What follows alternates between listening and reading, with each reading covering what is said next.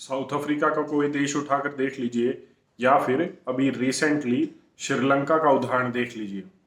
कोई भी ऐसा देश नहीं जो आईएमएफ वर्ल्ड बैंक के पास गया हो, उससे कर्जा उसने लिया हो और उसके बाद वो उभर गया हो उस कर्जे से। जो भी शेर के पिंजरे में जाता है वो कभी वापस नहीं आता। और पाकिस्तान तो ऐसे पिंजरे में गया है जिसमें दो दो शेर थे। एक तरफ उसने आईएमएफ वर्ल्ड बैंक से कर्जा लिया था और इस कर्जे को चुकाने के लिए उसने चाइना जैसे देश से कर्जा ले लिया।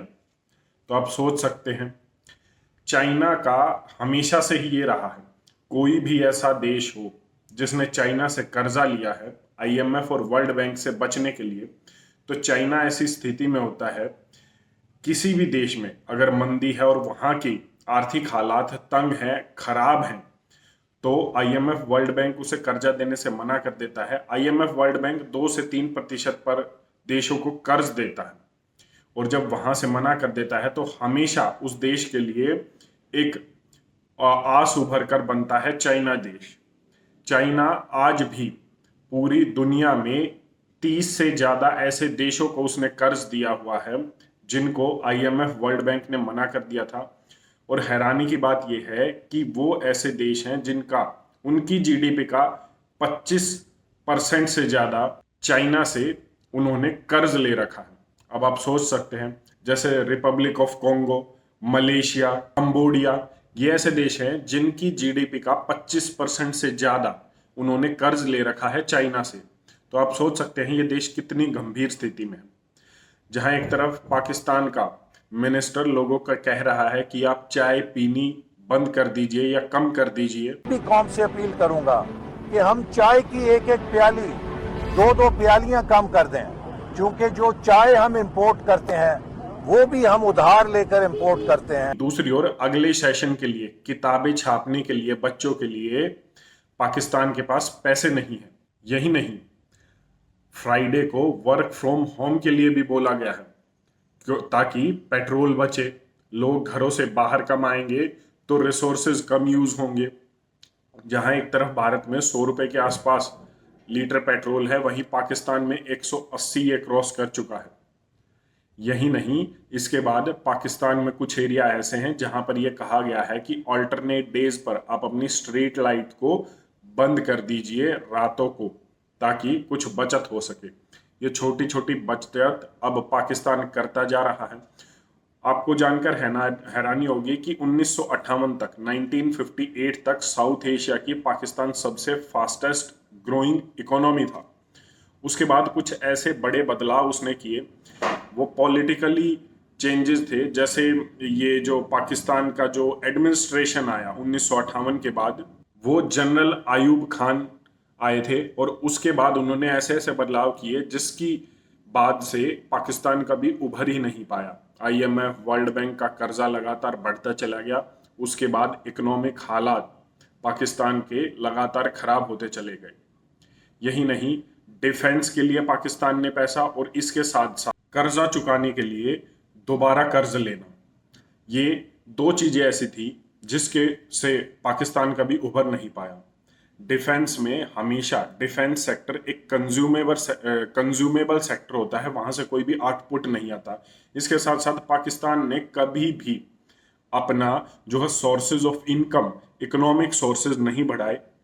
जैसे आप दुबई, सऊदी अरब के जो देश हैं उनकी देख लीजिए, उनकी ऑयल बेस्ड इकोनॉमी थी, उसके बाद उन्होंने टूरिज्म को इतना बढ़ाया है कि आज वो शिफ्ट कर रहे हैं अपनी इकोनॉमी को। उसी तरीके से पाकिस्तान ने कभी भी ये शिफ्ट नहीं किया और अपने सोर्सेज ऑफ इनकम नहीं बढ़ाए। हालात ये हुए हैं कि अब आईएमएफ ने, वर्ल्ड बैंक ने ये कहा है कि पाकिस्तान अपने गवर्नमेंट एम्प्लॉयज को सैलरी ही ना दे, उसके पास इतना पैसा नहीं बचा है। जो सब्सिडी वो दे रहा है वो सब्सिडी वो खत्म कर दे, जीरो सब्सिडी भी, किसी भी फील्ड में किसी भी क्षेत्र में वो सब्सिडी न दे अपने लोगों को। हालात बहुत बुरे हैं और मुझे लगता है कि पाकिस्तान से, श्रीलंका से भारत को कुछ समझने की या कुछ सीख लेने की जरूरत है। मैं ऐसा इसलिए कह रहा हूं क्योंकि आजादी के बाद 1947 के बाद चाहे कोई भी सरकार रही हो, हमारे ऊपर आईएमएफ और वर्ल्ड बैंक का कर्जा हर सरकार में बढ़ा है वो किसी भी सरकार में कम नहीं हुआ है। यही नहीं, एक सच ये भी है कि भारत की इकोनॉमी आज अल्कोहल बेस्ड इकोनॉमी है। अगर शराब की दुकानें बंद कर दी जाए तो भारत में सैलरी देने के लिए भी सरकार को आफत झेलनी पड़ती है। ये हमने देखा था कोरोना के समय में, जब स्कूल कॉलेज बंद थे, जब हर एक सेक्टर बंद था और सरकार ने शराब की दुकानें इसलिए खोली थी कि वो लोगों को सैलरी दे सके, कर्मचारियों को सैलरी दे सके। और ऐसे ऐसे बयान आए थे नेताओं से कि हमारे ऊपर ये जो हर क्षेत्र में बंद है, जो हर सेक्टर अभी बंद है कोरोना के समय में, तो हम सैलरी नहीं दे पा रहे हैं सरकारी कर्मचारियों को। हम सोच सकते हैं कि हमने 70 साल में किया क्या है। हमने अपनी इकोनॉमी को अल्कोहल बेस्ड इकोनॉमी बना दिया है। ये एक सच है, कड़वा है लेकिन सच है। और चाहे कोई भी सरकार हो, वो IMF और वर्ल्ड बैंक जैसे संस्थाओं से कर्जे ले रही है और ये लगातार ये कर्जा बढ़ रहा है। सोर्सेज ऑफ इनकम आज हमारे देश के पास कितने हैं, हमें एक बार देख लेना चाहिए। मैं एक बार कहूंगा कि आप गूगल पर एक बार ये सर्च कीजिए कि भारत के ऊपर IMF और वर्ल्ड बैंक का कितना कर्जा है। पिक्चर आपके सामने पूरी क्लियर हो जाएगी कि आखिर देश में चल क्या रहा है, सही मायने में कितना विकास हो रहा है। और ये इस सरकार की या पिछली सरकार की बात नहीं है। जैसे मैंने कहा 1947 से लेकर अब तक 70 साल से ज्यादा हो गए हैं। क्या किसी भी सरकार के पास ऐसा दमखम या कोई ऐसी योजना नहीं कि हम इन चीजों से निकल सके? क्योंकि आप कोई भी हिस्ट्री उठाकर देख लीजिए, IMF और वर्ल्ड बैंक जैसी संस्थाओं से जिसने भी कर्ज लिया है वो हमेशा देश खत्म ही हुआ है, उसके कर्ज के तले दबा ही है। इकोनॉमिक सैंक्शंस उस पर लगे हैं, आर्थिक मंदी उस पर लगी है। आर्थिक मंदी अब आने वाली है, इसके लिए अलग से तैयारी करनी पड़ेगी। इसमें भी आपको महंगाई की मार झेलनी पड़ेगी। ये सब कुछ है जो होने वाला है। आज भारत में make in India, make for India, ये वाली जो स्कीमें हैं वो कहने के लिए चल तो रही हैं, लेकिन एक सच्चाई ये भी है कि जितनी भी विदेशी कंपनियां हैं, फॉरेन कंपनियां हैं, वो सिर्फ और सिर्फ यहाँ पर आकर सामान बेचती हैं। आज भारत दुनिया की दूसरी सबसे बड़ी मार्केट है। वो अपने देशों में सामान बनाते हैं और यहाँ पर आकर सिर्फ बेचते हैं, यहाँ का पैसा वहां लेकर जा रहे हैं। फिर आप बेशक से कुछ भी कह लीजिए कि वो यहाँ पर आकर बना रहे हैं या लेबल चिपका रहे हैं, वो एक अलग बात है। मैं तो सिर्फ इतना ही कहूंगा कि निकट भविष्य में आर्थिक मंदी आने वाली है, जिस पर कोई रोक नहीं लगाई जा सकती, कम से कम अभी तक तो नहीं लगाई जा सकती।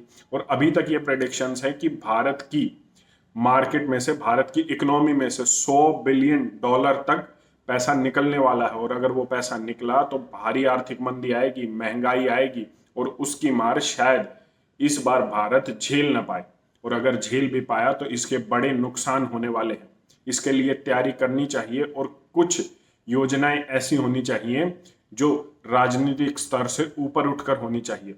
पिछले 5-6 दिन में महाराष्ट्र में क्या हुआ है, मैंने महाराष्ट्र के पॉलिटिकल क्राइसिस पर एक एक्सप्लेन्ड वीडियो निकाली थी कि किस तरीके से 5 दिन में 300 से ज्यादा अध्यादेश पास हो जाते हैं, जिनमें न जाने कितनी गलतियां होंगी, जो सिर्फ और सिर्फ भ्रष्टाचार करने के लिए पास किए जाते हैं।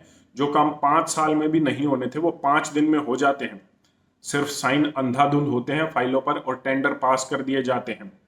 ये सब हो रहा है आपके और मेरे पैसे से, हम सबके पैसे से हो रहा है और नेताओं का कुछ नहीं जा रहा।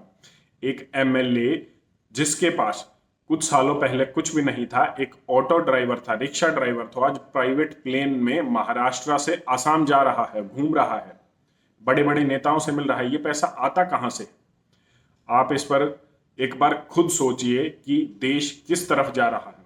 और दूसरी तरफ चील और गिद्ध IMF और वर्ल्ड बैंक जैसे वो देश को खाने में वैसे ही लगे हुए हैं। आप इस पर अपनी क्या राय रखते हैं, एक बार कमेंट करके जरूर बताएं। धन्यवाद। जय हिंद।